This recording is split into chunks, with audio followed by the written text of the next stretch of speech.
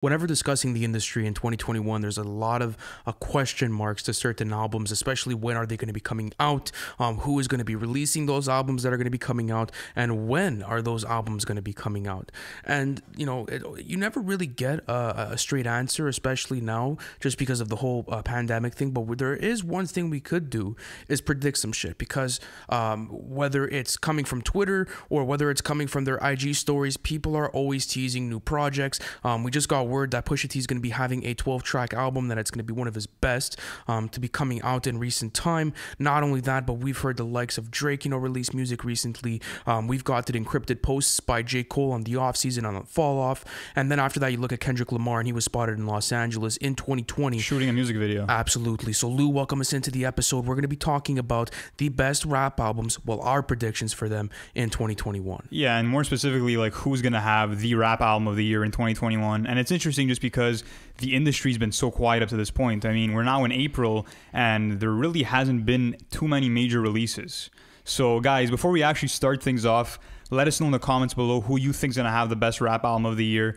And I'm really intrigued just because, like you said earlier, Drake's been dropping music, Travis Scott's teasing Utopia, Pusha T's just came out and said that, you know, his next album will be the best album of the year. So the hype is building, but now I feel like it's kind of a situation where everyone is waiting for a big name to drop to kind of get a taste of the room and kind of... I agree on that. Yeah, I think at a certain point, people are going to have to start dropping just because the industry's dead and it's up for taking, right? And you could do whatever you want with it. I think someone like Joey Badass drops right now would be fucking perfect. Like, you know, that's what I think has to happen. Is also TDE doing the rollouts. We talked about Isaiah Rashad. And what's great about it also is, guys, you know, in our recent content, we've been doing a lot of stuff about predicting. You guys like it. You know, just going on these updates. It's because now the whole rollout is basically done by social media, right? Like just the teasing, and then after album that, coming soon. That's the worst line ever, man. Album coming soon. It's always fucking soon, you know? We're waiting 8 months. I'm joking, but how do you feel about the situation, though? Do you think it's something where, like, artists are going to start dropping, or do you think it's going to be another, like, 4 to 5 months? Look, I mean, in the next couple of weeks, you know, we have Lil Tjay dropping, we have Brockhampton. Well, by the time this came out, Lil Tjay would have already dropped. Yeah, that's facts. So we have that, we have Brockhampton, we have, you know, I wouldn't say the biggest names in hip-hop dropping, but we're starting to see that, you know, Benny the Butcher dropped, 24K Golden dropped. El Dorado. Yeah, exactly. I heard that was more of a pop record, though. I heard it was he's more of like a TikTok hip-hop type of rapper. So, but look, the thing is now is that I feel like, especially when you're talking about the big three and Drake, J. Cole, and Kendrick, is that they're all waiting for one another to drop just to kind of, you know, because if you look back at, let's say, a year like 2017, Drake dropped More Life, and I think it was a month later, Kendrick came with his album Damn. And at that point, people kind of stopped listening to More Life so much, and their focus was on Damn. So I feel like maybe in Drake's situation, he doesn't want to drop an album and have it forgotten about months later, you know what I mean? So I'm a Kendrick fan, but I gotta say, at this point, is it reasonable to say that people might be, you know, forgetting Kendrick more than Drake at this point? I feel as if Drake has the industry a lot more unlocked than Kendrick does. That's true, and that's coming from that's coming from a Kendrick fan, though. He's been more active with features. He put out Care Package, which was a bunch of old songs that never were actually released. He had the Omerta and the Money in the Grave rollout as well. So he's been active in the game. Super Dark active. Lane demo tapes as well. But in terms of Kendrick's situation, I mean, he's just that type of artist that, you know, he could wait 5 years to drop an album. Okay, so let's actually talk about these albums. Then we're going to run through some shit, guys. So we're going to be talking about the likes of A$AP Rocky, Pusha T, J.I.D. So before we actually dive into these albums, Lou, just for the listeners, what would you say constitutes an album of the year? I think there's definitely a lot of things, but I mean, the biggest thing for me is that the album has to kind of be associated to the culture in that time. So for example, something like Culture itself from 2017 from the Migos, that would be an album of the year contender for that year, just because it really represented the trap scene, and, you know, we saw the influence of it right away. We saw that the songs were huge and that people were really fucking with that project. So in terms of what constitutes an album of the year for me, it's definitely, you know, that replay value, that sticks with you for a while. Apart from that, concept is a big thing for me. So concept is a big thing. I definitely like to see, you know, strong concept albums. So in recent time, what would you say is your favorite concepts that you've gotten? My favorites. That's tough. Taboo is definitely one in recent memory that I would say. Taboo from 2018. That's on maybe that a was my album run. of the year for that year. Maybe on a classic sort of vibe as well there. Igor was a good concept album as well. Igor was a great concept as well. I like that as well. I think right now though, there's also that thing of, you know, how does it compare to what's being put out there? You know, there's always, you know, you always got to compare and see what's strongest of the year. It's also and look at a case like last year, right? Like there was a lot of good drops. We had No Pressure, we had Burden of Proof, we had Alfredo. You know, there was some good drops last year, and it was hard to call which one was which, but you know, you end up doing it. So I think there was also a conversation with that. What's really interesting too is that if you look back at, let's say, 2018, 2019, and 2020, the last 3 years in hip hop, the guy or the girl that's had the album of the year was not one of the big dogs. That is true. The last time that, you know, one of the biggest hip hop artists, you know, in our time has had the album of the year, in my opinion, was Jay-Z with 444. Okay, but yeah, you can give it to either one though. Okay, you can give it to either Kendrick or Ho for that year. But I'm saying, I mean, look, J.Cole and Drake dropped in 2018, and neither of them had the album of the year for me. And that's another interesting thing too, is that all three of Kendrick, Drake, and J. Cole, all of their last albums are kind of viewed as their least best. So they kind of all have that pressure to deliver another classic. Well, I think it's because they set the bar so high that people at this point are just, I don't even know what people are expecting for, right? Like you look at all of those projects, they're great projects, and they all got unfair criticisms. There was fair criticisms with Scorpion, especially with a double-sided track list. Like I know that wasn't something that you were a fan of, but regardless, like they were all quality projects, right? And Drake had said it in some of his bars that, you know, you guys are judging too quick, and my shit ends up becoming considered underrated at a certain point. Yeah. Kind of fuck you know, Drake's putting together timeless music. So is Kendrick, and so is J. Cole. I still think they're dropping quality projects. Maybe the industry wants to see someone else at this point. Like they've had the hands on the grapple for so long that maybe people want to see new people now. Yeah, definitely. And you know, speaking of those new people, another big artist that's supposed to drop is Baby Keem. Huge. And that's one that I'm excited about. I mean, I don't know if he can put out something that's going to be hailed as the album of the year, but you know, he's definitely going to bring something innovative. And you know, there's been some leaks with him and Kendrick, and they're sounding fantastic, sounding really good, sounding really experimental. So even the whole PP Lang rollout is very interesting.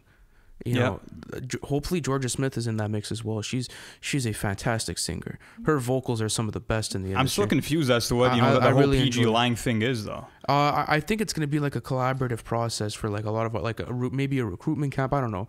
I have no idea. Like I can't remember. Maybe an artist management. I haven't gone back. I haven't gone back to the website link they had provided, or I can't remember the story or even like the trailer for like the life of me, but it gave me those sort of vibes, and I was okay with it. But someone I really want to talk about, you know, just to get the episode rolling, is also Travis Scott's Utopia. We've been doing a fuckload of content on it. It's for a reason, guys. Listen, I'm not sure I had mentioned this to you before. Do you remember when he had put out a small video on his Instagram story of like the infomercial, let's say, for Utopia? Like it looked like an old classic 80s 90s, I would say, infomercial of Utopia, like he had done when he was starting to tease Astroworld. So I actually don't remember that.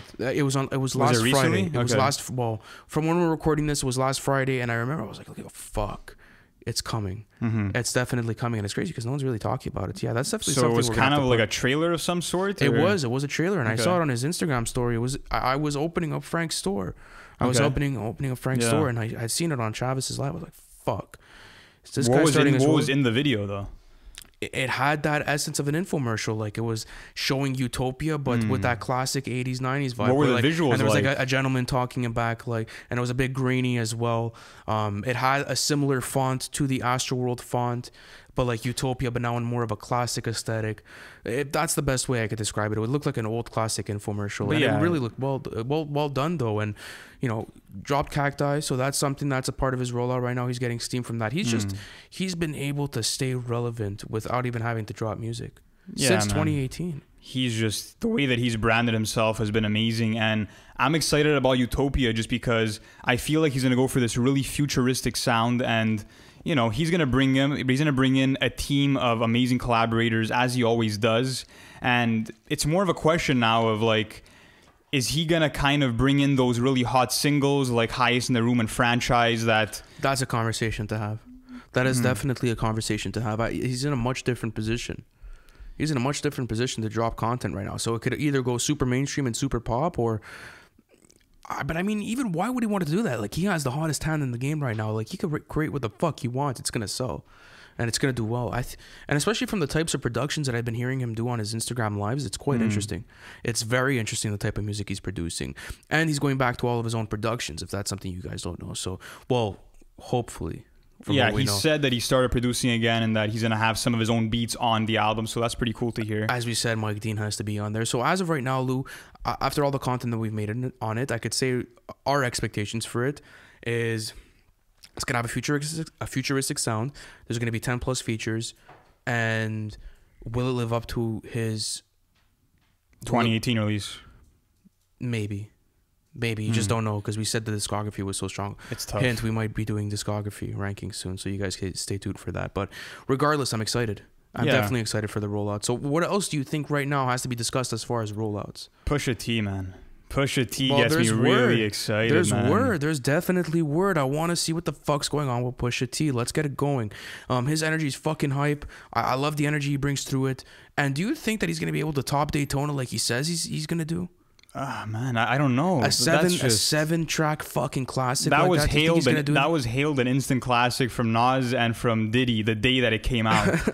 And not for anything, like for me, it's so hard for me to kind of judge an album after one listen, but after the first listen that I had with Daytona, I knew that it was going to be one of the best albums of the year. Okay, so take me back to that first listen with Daytona. Let's give the viewers an experience of what it's like going through a fucking Pusha T album. So go ahead, just tell me what were you looking for in that Daytona album that really made it, let's say, a contender? Because I know it is a contender for you for album of the year in 2018. Yeah, it's probably my number 2 or number 3 of that year, just because it's honestly one of the most stacked years of the last decade. So that's facts. Me not putting it at number 1 is not me putting it down in any way. The top 5 in that year is insanely stacked. Going through that album, listening to, you know, soul sample after soul sample from Kanye, the way that he chopped up those samples, the way that Pusha T is giving you kind of this coke poetry. Absolutely. His wordplay with like, honestly, I don't even know how he has that arsenal and that vocabulary to keep bringing in these coke metaphors and making them feel fresh and relevant.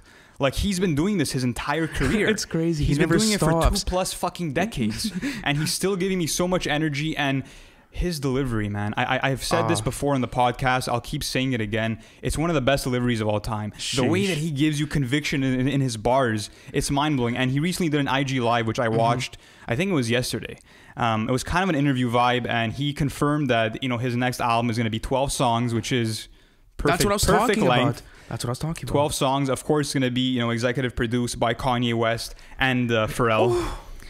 So you know that every beat's going to slap right off the bat. Guys, I promise you, come into our review for that. That is going to be a whole fucking experience on its own. Yeah. That's going to be crazy. And he's saying that, you know, he's going to have the best album of 2021. And honestly, I don't doubt it. Like, I'm going to predict right now that when the year ends and we give out our list of the top 10 albums of the year, it's going to be in my top 5.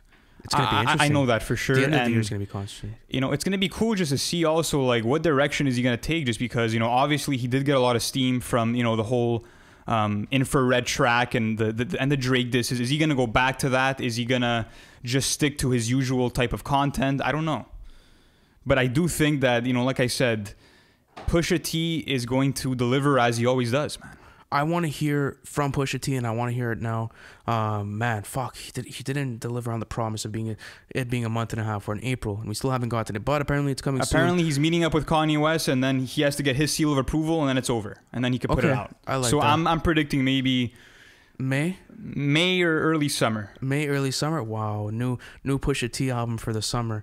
I'm always down for that. Man. But you know what? You want to know who I really want to hear from in the summer? I swear to God, bro, give me some Joey Badass. I said that at the beginning. Give me some Joey Badass. Joey Badass has not released anything since 2017. Well, besides the Beast Coast tapes in 2019. Yeah. That is something I want to hear. I have to. He's like... We had done somewhat of content on him when we had first started the channel back in November, correct? And we were both mentioning how he could literally become one of the best New York MCs to ever do it if he continues this consistent discography. I mean, you want to talk about Before the Cash, you want to talk about 1999, you want to talk about All American Badass. It is all quality. It is all top tier lyricism mixed with these beautiful metaphors. And you know, if you go back to that 2017 release, he's calling the future. Like he's He is. literally calling step by step what the fuck's going on in society right now, and it's crazy. It's a great perspective. But do you think he's gonna go back to that, you know, on that political vibe and really trying to the social conscience, or something that we had presented in the last piece of content that we had done was the fact that he might be going on to his mogul vibe? Yeah, I definitely see him going on to the actual mogul vibe, and you know, we're hearing that in a lot of his recent songs. Including, you know, Shine, and it was also, what was that most recent one that came out that he dropped like a video for on YouTube? You remember the title of that? I'm bugging out. Let me check that up. But anyways, yeah, he was definitely talking about, you know, being an entrepreneur and, you know, kind of just, you know, building his wealth the independent route, and kind of, you know, how he's accomplished so much and he's 26 years old. And that's kind of the most fascinating thing about his career is, let it breathe? Let it breathe. Okay. Yeah, but that's the most fascinating thing about his career for me, is the fact that he's so young and he already has, you know, arguably the best mixtape of all time, one of the best emerging discographies. And at this point, I think what we're looking for out of Joey Badass, or at least what I'm looking for out of him, is just an evolution. Like, I want to see within these last 4 years, how has he aged, what's been on his mind, and like, he's a father now too, so I don't know, man. Beautiful stuff for Joey Badass. He's in a great place in his career. And regardless of the commercial success he's going to have, because obviously he's independent and he does his own stuff and everything's within him and his pockets, I'm happy for him. You know, as long as we know Joey's eating, everything's nice. I want him to release something on that sort of vibration where, you know, he's considered to be with the bosses. Like, we know how he went out for dinner with Jay-Z and Diddy for his birthday. Like, that shit's fire as fuck. People know that Joey's in that crowd. Joey is definitely in that crowd. I think so, at least. Like, he's gonna be a legendary New York MC. I don't know why people clown him for some of his bars. Like, you know, like that mumble rap extermination bar. Like, people are clowning him for that. Like, I don't really get it. No, well, I mean, you could say that it's kind of like, okay, chill out. Like, it's not that deep anymore. Yeah. You could make that argument, but at this point, but at the same time, like, if you look Joey's at, content, I'm sorry, if you look at his age group, he's doing it a lot better than most people. You know, most artists that are in their 20s in hip hop. That is true. He's at the top of that list for me. He's definitely there. And speaking of someone else who is, you know, has been quiet for quite some time, it's Isaiah Rashad. And he's someone that, you know, is kind of, he's built a cult following. He hasn't necessarily blown up in terms of the mainstream scale, but his fan base is so solid. And, you know, the guy just, he puts out flawless albums. He does. It's fucking crazy. It's beautiful. Sylvia Demo and The Sun's Tirade are both masterpieces. They're actually masterpieces. He's an incredible artist, and the type of productions that he chooses, you know, the types of concepts that he talks about, it's a humble experience. Let me ask you this. Do you think that Isaiah's career could have afforded to wait 5 years? Absolutely, bro. This guy makes music on his own time. I'm all worried about when Isaiah drops, because I know when he drops, it's going to be fucking quality. Like, at least these guys are guaranteeing you the quality. But you take that long with it, and you know that he's working, you know, with some really, really, really heavy hitters. Okay, it's gonna be great. It's gonna be fucking fantastic. And honestly, like, anything that realistically comes out of TDE is quality. That's my take on TDE as a whole. And that's why they have the actual luxury of time to drop when they want. And that's, you know, going back to Pusha T, that's the reason why he called his album Daytona, is because, you know, his favorite watch is the Daytona Rolex, and he said that the album is about me having the actual luxury of time and me being able to make music on my own time and dropping when I feel is right. And that's the same thing for Isaiah. But I feel like, especially a lot of artists from this newer generation, they don't have that luxury of time. They don't. If someone like, I'll go with Fivio Foreign, if he waits 4 years to drop an album, he's gonna come back and sell nothing. It's true. It depends the artist. You have to have, that is true. That's you have to have that is very a true. catalog that speaks on his own and that can live on. Like, I'm still bumping The Sun's Tirade today. Absolutely. And no disrespect to those guys, you know, like, that's never the goal here, but there is a big fact in the way that, you know, these artists are building their catalogs nowadays. Like, it's not the same as it used to be, that's for sure. Mm-hmm. You know, I don't think anyone's really dropping classic projects anymore besides like Freddie Gibbs. Besides Freddie Gibbs, there's really no one that's dropping classic projects anymore. Even Griselda. You could consider a couple of them Griselda. So now we're getting into that kind of underground talk. And what's interesting is that, you know, for me at least, 2020 best album, Burden of Proof. Benny the Butcher, Underground, Griselda, that street shit. 2019, Bandana was the best album of the year for me. So we're kind of seeing the underground kind of have a big stride. And do you think that someone like Freddie or someone out of Griselda can come in and actually snatch the album of the year this year? Maybe. Give Freddie Madlib. It's always Montana finish off the trilogy. It's always a recipe for destruction. But it depends, right? They drop their albums like 4 years apart. That's their schedule, like 4 or 5 years apart. So who knows? It'll be an extended trilogy. It depends. I think Freddie said that he's working on his own album right now. Yeah, he's working on an album. It's probably gonna come out this year. Yeah, he's working on his own album. I'm anxious to hear it. Honestly, I don't think it's gonna be up to. If I had to put my prediction, Madlib's Madlib. Anytime Madlib touches a project, it's gonna go crazy. Yeah, and as good as Alfredo was, and it was amazing. It was one of my favorite drops of the last year. Still not on the level of Bandana or Pinata for me. There's something about that connection between Freddie and Madlib that's insane. And something else I want to talk about is like, we're in April, so we've definitely had some months to this year. So do you feel like any albums at all that came out so far have any potential at all to make it in that album of the year contender list? No. Not even the Plugs I Met Too by Benny? Personally, I don't think so. I don't think so. It's not aging well with me. It's not aging well with you, really? I'm not going back to the project as much as I like to be. Okay. It doesn't feel like, I don't know. I guess it's just the whole vibe of the industry. Like, even like Whole Lotta Red, like Man on the Moon 3 was in my rotation quite a bit, but not anymore. Dying down a bit. Yeah. Like, it's weird. Like, the way I'm consuming my music right now is extremely like... Recyclable? Yeah. Yeah, I know. It doesn't feel memorable anymore. And it's not the artist's fault. It's not. It's just the way that I guess I'm consuming it at this point. I think it's the fucking streaming age. I mean, we have so much at our disposal that we're always craving something new. Yeah, how do you feel about that though? Especially when comparing these albums, right? Because we could listen to so much more. We have so much more of an ear and a bandwidth on what we could control and what we could actually make opinions on. So do you think maybe it was a good thing or a bad thing that people have access to all of this? Look, I mean, it's a good thing just because, in terms of the consumer perspective, for us, we're never running out of music to listen to. So in that sense, it's amazing. But I think that we're kind of losing the essence of replaying an album over and over again. And I feel like, we said earlier that we're not getting as many classic albums now. And a big reason for that, I think, is the fact that, you're not buying an album at a CD store anymore. Facts. You're not bumping that shit and, letting it rest with you and playing it in your car every fucking Saturday afternoon. You know what I mean? Like, there's something special about slipping a CD into your CD player in your car or placing your vinyl on your record player. Those were vibes.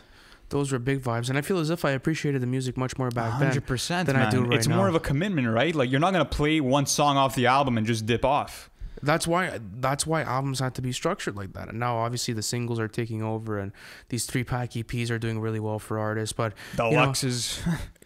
We talked about a lot of people, and talking about Kendrick Lamar is always a topic because we had mentioned him at the beginning of the episode. Kendrick Lamar has not dropped, and I think something like, I saw statistics on Rap TV. I think it was over 1,100 days. I have the actual days. How long is that? It's been 1,454 days since 300 off. Since Damn. Wow. That's a lot of time. That's a lot of time. Do you think we're going to get it? Maybe. I mean, I just feel like at this point, Kendrick probably has an album, vaulted. And it's just about timing. I feel like he wants the time to be right. And I feel like he probably doesn't even have a release date planned as of right now. I mean, yes, he does have festivals lined up for the summertime in Europe. But... the guy doesn't need to drop. If he feels like sitting it out and, waiting till 2022, I'd be perfectly okay with that just because that would give more breathing room to TDE that is true. To drop albums such as, Isaiah Rashad's The House is Burning or Ab-Soul's new project and kind of make them have their year of glory and not get in the middle of it. Just because, let's be honest here, if Kendrick drops around the same time as Isaiah and Ab-Soul, he's going to take some of that shine away from them. It is true. But to what extent though? Because there's such anticipated albums. Well, I mean, if TDE were to only give us Isaiah Rashad and Ab-Soul, I would be super ecstatic. Like that would be enough for me for TDE. I'd be very happy with that. That would be incredible. Even SZA as well. I'd love to hear from SZA. Maybe even a new Sir project. That could always be great as well. Sir is always in my rotation. Sorry, go ahead. I was just gonna say it's difficult for them, right? Because they always promise quality. They're gonna release it. And now, especially with the way music's being consumed at this point, like, is it even worth it to put out these classics? And that was the whole discussion, was like, why are we going to put out music that sounds so nice and like no one's really consuming it? No one's going to live with it. Yeah. What is it going to be? You're going to make a masterpiece so it lasts 2 weeks in someone's rotation? Yeah. Why would you even work that hard on an album or work even years on an album? Put out shit in a week and like someone's gonna fuck with it. I just feel like we're kind of missing that aura of competition in hip hop right now. Like, It feels like a lot of people are deflated. It feels You like think so? I think a lot of people are deflated. Think about how many people are losing money, bro. Think about how many pockets got hit because of COVID. It's really fucked. I really do hope that those festivals that are lined up for the summertime and for the fall actually end up going down, just because the these artists need to eat. eat. Holy Yeah. fuck! Think about the money Drake makes on a tour that he's missing out on. It's a lot of money. That's a lot. That's generational wealth. One tour at a time. Imagine being Drake right now and understanding. Like I'm sure. Like I don't know his financials like that. I'm sure he has money by the boatloads. But think about the opportunity of like not collecting your generational wealth, and you're releasing an album at what rate? Like last one was 2018 and you're 2021. And if he was going to release it in 2020, it's still 2 years. I don't think Drake's fucking worried though. Like he doesn't care. I don't know. Like, bro, I hope he drops, man. I hope he drops. I mean, sure, the guy loves to tour, but at the same time, like, it's just he loves to tour. He's made music. He wants the world to hear it, and that's what it comes down to for me. And I feel like, you know, especially in terms of the actual big three, Drake, Kendrick, and Cole, like they're at a point where their next album might not be their last, but it'll be one of their last. So that's true. I think for them, it's all about reception. And the big thing about touring for them is to see the actual audience reception. They want to know that their fans have all of their songs memorized. That's how you get a real reception for, you know, from your fan base. Yeah, and that's how you structure your bars. And do everything like you know, that. moving on to another big camp, I want to talk about Dreamville's releases because Jid's been teasing new music, Earth Gang's been teasing new music. Yes, sir. Ari Lennox is working on an album. There's a ton. There's the entire camp is pretty much working on new music. We haven't heard from Cause in a while. Loot and Omen have been quiet. The whole camp, it's kind of similar to TDE situation where they've been taking their time to, you know, craft their next masterpiece. So, who do you think will have the best album out of that Dreamville camp? Jid. Okay. Jid, including or discluding J. Cole? Including J. Cole. Okay. J. Cole. I don't think like what I heard from Lewis Street with the Climb Back and Lion King on Ice. That drop back in July of 2020 was absolutely incredible. Absolutely incredible. Like, the energy I got from Cole was on some God shit. Like, he's gonna, like...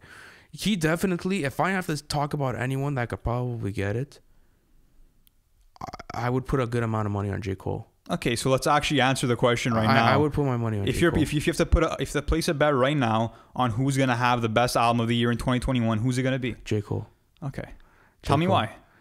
And is this going to be on the off season or on the fall off? Okay, let me explain. Which my theory. project? It could be either one. Okay. But I'll explain the fall off. Cole is in a stage right now in his career where he is making extremely hungry music. He's making groundbreaking music. And based on what I've heard from his recent material, which he has confirmed is stuff from the fall off, that shit's fucking legendary. That sort of content is still within my rotation, and that stuff feels memorable. And that is realistically from the top dogs. That is the last memorable piece I have gotten. There has no one that has even compared to that type. He had Song of the Year. He did have Song of the Year with the Climb Back. He would have washed everyone last year. You put him now, I think he still has a chance. And to be honest with you, like, this is coming from a diehard Kendrick Lamar fan. I'm telling you right now, like, J. Cole's in a scary, scary, scary performing place. He doesn't give a fuck about anyone, bro. He's a mogul. J. Cole is doing the industry better than I think anyone is right now.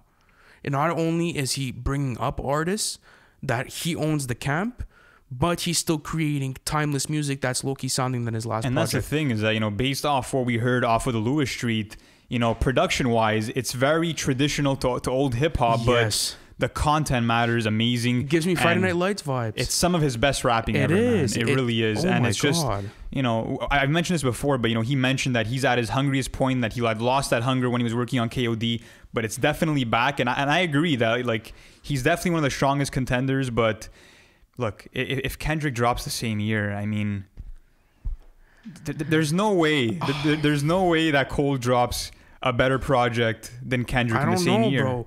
The world is weird. The world is weird. It's never happened before, but I think the world is weird. And I don't think they've ever realistically dropped in, like... I'm trying to think. Wait. 2014, 2016, 2018, no. They've never dropped in the same year. Wow. And then when was the Sideline Story, and then when was Sideline Story was 2011. And Born Sinner. Born Sinner was 2013. No. GKMC was 2012. They've never dropped the same fucking year. Maybe this will be the year, man. Whoa. That would be fucking legendary. Whoa. Fuck. Imagine. I really wonder what their relationship is like. Wait. So this would be the first time ever that J. Cole and Kendrick Lamar drop an album in the same year, if they were to drop in 2021. Yeah. Holy fuck. That would, imagine, Wow. look, to me, what would be perfect, the perfect showdown, what I want to see is the big three all drop this year. Drake, Kendrick, and Cole, just See because who has it. Like it's one never one last happened. time. And exactly, it's like, whose music is truly going to transcend into the 2020s? Who's it going to be, man? Who's going to be able to kind of have that generational talent to transcend and to, you know, elevate and become the best out of the three? There's a lot on the line here. There is. There's a lot on the line here, bud. Like, this is what's crazy, is that they could all drop in the same year and it's going to sound absolutely ridiculous. And you're going to get so much quality content. It's going to be beautiful. The only other guy that I could see, like, actually, look, like I said earlier, I think Kendrick is my prediction for album of the year 2021. If someone else could do it, it's probably Pusha T. Yeah, I said Joey Badass too. Another guy who's, you know, kind of makes different music, but is definitely in conversation is A$AP Rocky. And I know that you've been anticipating this quite a bit. That is true. That is true. That's another one in the conversation. And what's interesting, Rocky could drop like a quality project at any time. That's what's super interesting about A$AP is that I feel like, you know, after testing, which was super experimental, I literally have no fucking idea where he's going next. That's what's nuts about the whole rollout. I have no clue. And he's been quiet. Yeah. He's been super quiet. But based on what you heard from Babushka Boy, that would have been a crazy rollout. If he would have dropped in 2020, I think he was going to drop in 2020, but it got fucked up by COVID. It would have been one of the biggest years in hip hop history if it wasn't for COVID, man. 2020 was going to have a lot of crazy drops. So it was a start to something new. So yeah, I think so. And I mean, what would you say is, where are you at right now and how fed up are you? Like, how fed up are you that music hasn't been dropping, let's say, the way that we wanted? I think, yeah, it's definitely a bother, you know, just because COVID's just fucking everything up and we're not being able to hear where our favorite artists are at. And especially, you know, in difficult times as these, you know, you want that inspiration. You want, you know, to be able to relate to your favorite artists, and you're kind of not being able to. So for that, you know, it's kind of a bummer. But at the same time, when these albums come, it's going to make us truly appreciate them. And I think the value of them is going to go up, because people are going to realize, you know, how valuable these pieces of art are, and the fact that, you know, they don't come around so often anymore. Well, let's hope they do. And guys, that's going to wrap up our episode for today. And you know what, guys, if you want to join our Discord, shout out to the Discord boys. The link's going to be in the bio, and we're answering everything.